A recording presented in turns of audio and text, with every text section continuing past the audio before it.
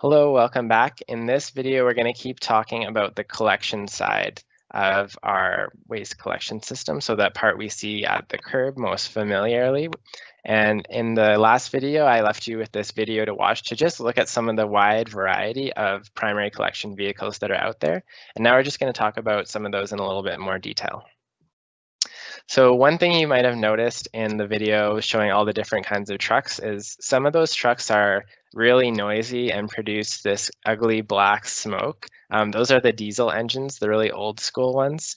But there's a lot more options out there that can help systems achieve greenhouse gas goals and reduce nuisance a lot better.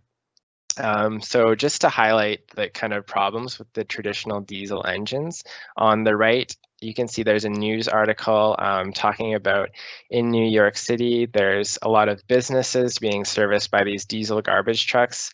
And because of all the diesel emissions, a study is done that says that there's worse air quality and worse health outcomes due to all these trucks being on the road.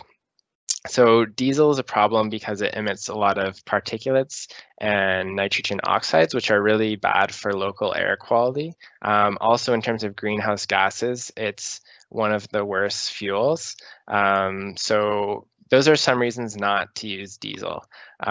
People will like it because it's quieter to not use diesel, but there's a lot of things in terms of emissions that they maybe don't realize are hurting them that are. So we're really trying to move away from diesel trucks. One of the really popular options is compressed natural gas vehicles. So natural gas burns a lot cleaner. If you compress it, you can fit enough to do a few routes onto a truck. And a way you can even ameliorate this further beyond just natural gas being really efficient is using renewable natural gas. So generated from the waste they're hauling itself from landfill gas projects or anaerobic digestion biogas products, you can actually take that gas and put it back in the trucks and use to power the system. And that's something a lot of municipalities are doing, is using the natural gas they generate from their biogas or landfill gas and using that for their trucks so they can lower their corporate emissions that way. Because a lot of their fleet vehicles goes to collection trucks because we know how big the system is to have to visit every single address once a week or once every 2 weeks. So that's a really popular option. Some other options are fuel cells, electric or hybrid vehicles. There's also, interestingly, hydraulic hybrid vehicles. So instead of having a gasoline electric or a diesel electric system, these have a diesel hydraulic system. So because they're always stopping and starting, instead of storing that energy from stopping in a battery with an electric system, they'll store it in a hydraulic reservoir and then spend it to accelerate again. So it's something unique about garbage trucks. They're always stopping and starting like every few feet. So there's kind of different technology developed that works really well for those, which I thought was kind of interesting. Or lastly, biofuels is another example of just different types of engines that these vehicles might have. Another important factor is the number of streams that each truck is picking up.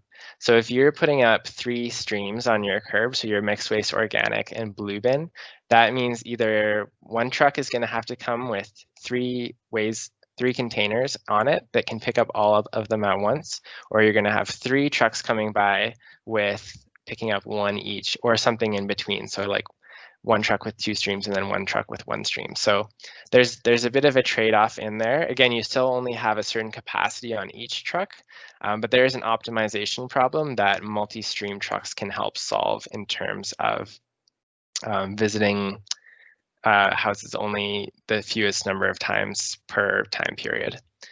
So this can also be integrated with the collection schedules, kind of like we were talking about in the last chapter. You might have organics and recycling being collected more frequently, and then your mixed waste being collected less frequently. So you might be able to use like this truck every week for your organics and blue box, and then use like another truck for mixed waste. So this one would be going every week, and then you just add the other truck every second week. So you have maybe twice as many of these trucks or something like that. So this is something you'll see. Waterloo uses these. If you get out on the curb in the morning, you might see each of these streams being loaded up when the waste collection comes to your place. Automation is another interesting one. So in the video that I sent you to in the last chapter video section, you would have seen a few different levels of automation. So traditionally, you'd have workers coming out and lugging these bins and really twisting their back and arms, and it led to a lot of occupational injuries. So now with automated trucks, there's semi-automated trucks where the worker still has to come out and move the bin onto the truck arm, but the truck will lift it itself. And then there's fully automated trucks where the worker doesn't get out of the vehicle at all. The truck will pick up the bin and tip it itself. So fully automated, it's a lot better because you really have a lot less risk to the worker. They're not walking around on slippery roads. They're not grabbing bags that might have sharp objects. They're not out there in the traffic. But you need to have the bins pointed the right direction. You can't have street parking. There's all these things that hold you back from putting that kind of system in place. So it's not just the vehicle you have to think about, it's the parking bylaws and the street design and all this stuff as well. So it gets a little bit complicated. In the picture on the right here, you can see that the big waste bins, the big gray bins, this truck can pick them up with a fully automated system. So you can see the operators just sitting inside the cab. But that's only because there's room for them to be set out. There's no street parking or anything like that. You can see the blue bins in the background. And as an aside, the yellow bag and the like teal bag on top of the blue bins, those are because of the EPR system in BC, where this picture is from. It's from Burnaby. They use these bags for EPR designated materials, and then the blue bin is separate. So anyway, you can see this truck wouldn't be able to pick up the blue bin. So there's an issue of compatibility between the truck and the containers, which is something important to think about when designing the system. In this case, this truck is only picking up these garbage bins. It's not picking up those other bins. So they'd have to run another route to pick up those bins, or that worker would have to get out and then dump those bins in a separate way. So there's maybe some inefficiencies in this kind of system. It might be transitioning between an old system and a new system. So just continuing that thought with the containers. So I mentioned compatibility with the collection trucks was an important aspect for choosing containers, but there's a whole bunch of other things. And these may sound like not that important, but if you're a city buying 1 million or 100,000 of these, this is a big cost and something you put some effort into thinking about. So just some other factors are the sizing of your bins, and this kind of goes back to our pay-as-you-throw system. You might subscribe to different sizes of bins. You want to have bins that are compatible with your collection schedule. So if you're only coming every 2 weeks, you're going to need a bigger bin than if you're coming every week. Number of streams, so you might have dual stream recycling or single stream recycling. You want to be ergonomic, especially with an aging population. So in the figure you can see is an older person using one of the bins, and you want to make sure that older people or people with different abilities are able to use the bins. Compatibility with trucks, we've talked about a bit. Pest proof, so we don't want animals getting in and spreading garbage all over the place.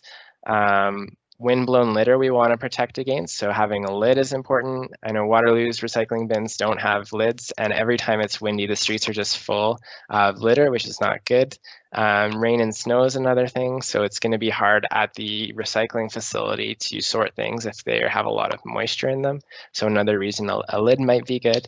And then pay-as-you-throw system. So we talked about how the size might fit in with that in terms of a subscription. You might also have things like an RFID chip that will only charge you every time your bin's picked up, or other factors like that. So with the pest proof, anyone who's lived in Toronto or has been around Toronto knows it's famous for its raccoons getting into their bins. So they spent a lot of research and energy trying to make a bin that would be raccoon proof, and you can see that in some of the pictures on the left. But they were ultimately not successful. Animals are still able to get into these bins. So it's kind of funny, but it's also something that it's like an ongoing design problem. So yeah, designing containers isn't always an easy job. With the collection system, like I was saying with RFID bins, people have privacy concerns around that.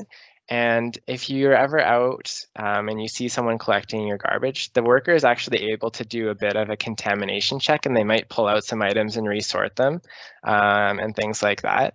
In an automated system, you don't have a person with their hands in the system checking it, but there are automated systems that use like video technology and optical recognition to see what items are being dumped from your bin, and they can detect whether you have contamination in your bin and then attribute it back to you through the RFID chip on your bin, and then they could potentially send you a bill or something like that for contaminating the garbage. So this is something there have been concerns about. This article is about a case in Seattle where people were not happy with this kind of approach.